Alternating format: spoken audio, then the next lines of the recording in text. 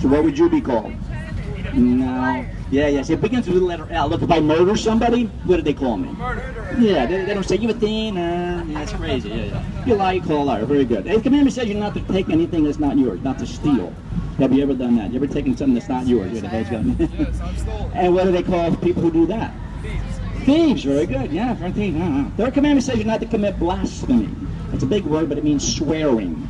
So we take God's holy name and you use like a four-letter filter with the JC and the GDs and people. I got you. You ever done that? Yes, I have. Yeah. You done that too? Yeah.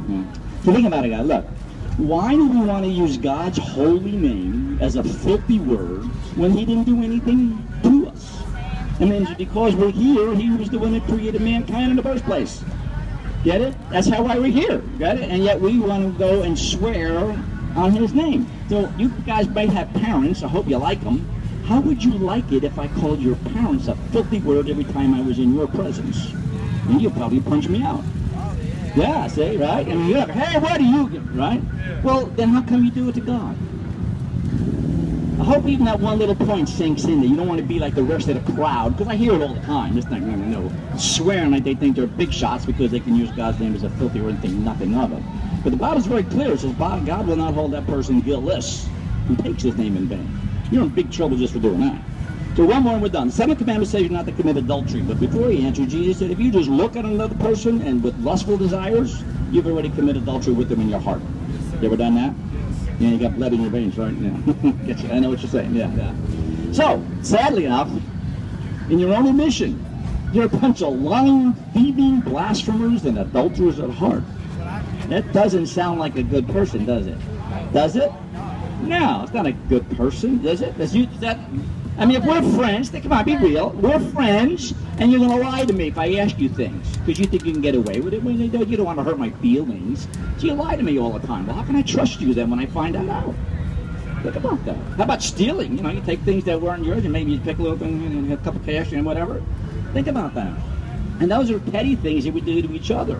But to God, it's a big thing. And the fact that you're swearing, think about that one. But I think that even if you do those things, yes. yes, we're all sinners, but you still have a good heart. He knows your heart, yeah. Well, see, your heart is telling me what you're like. You got a hardened heart because you're swearing, you're lying, and you're stealing, and you're looking with lust, and maybe having sex out of marriage. See, so you're missing the point there. This God isn't an all-forgiving, loving God, and it's okay, do what you want to do. It's nuts. That's the second commandment. I'll give you one more.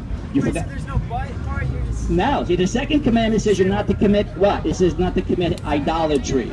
You understand idolatry? Second commandment, no idolatry. People have created a God in their own mind that they like.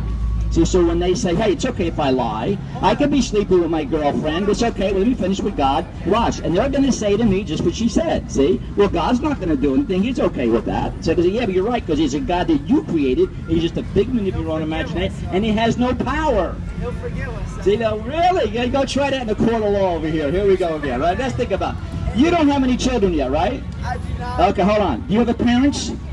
Let me ask you, did your parent ever tell you to be home at a certain time?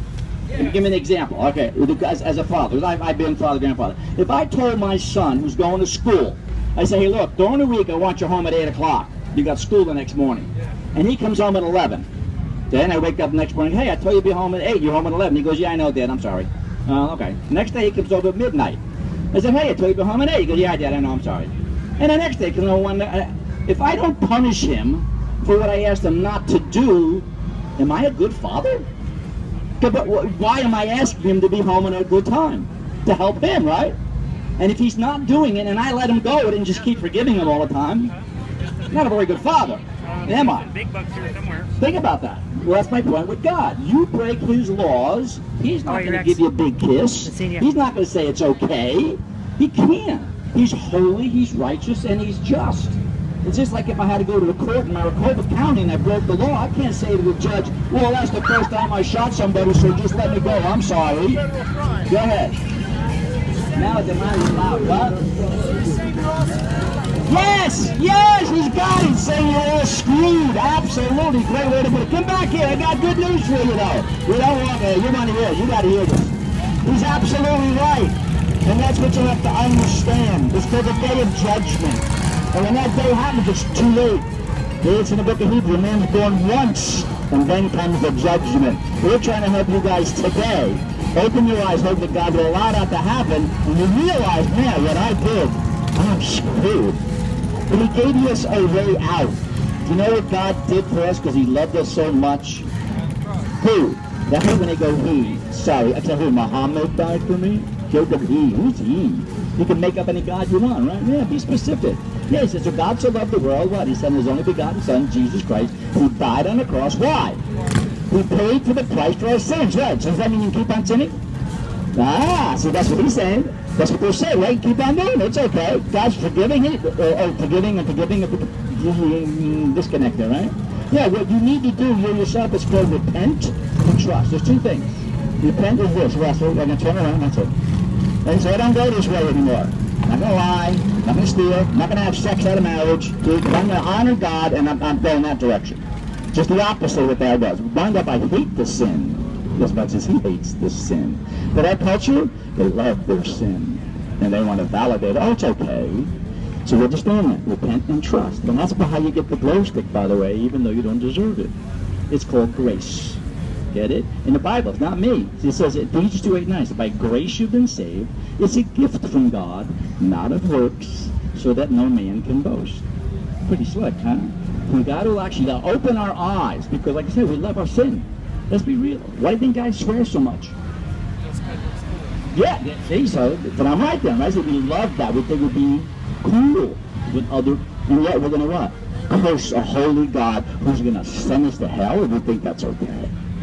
Did you see the disconnect? But once you understand what Jesus did for you, think of what he went through. I'm giving you a glow stick as a grace gift. He gave it himself. He brutally beat him. So he could save a scumbag like me? And I want to keep on doing what I've been doing? Does it make sense? I'm good you got that. So here, what you got to do is reach up, take up to what you want. Whoops, sorry. And yeah, and we'll show you what grace looks like. If you got, those are your friends? Are they your friends? Yeah. Okay, so we'll show you what grace looks like, even though they walked away. Take it out here, go take one for each of them. How about that? Isn't that cool? Yeah, be sure you get one here. I want you to read this. This is really powerful. Later on tonight, maybe you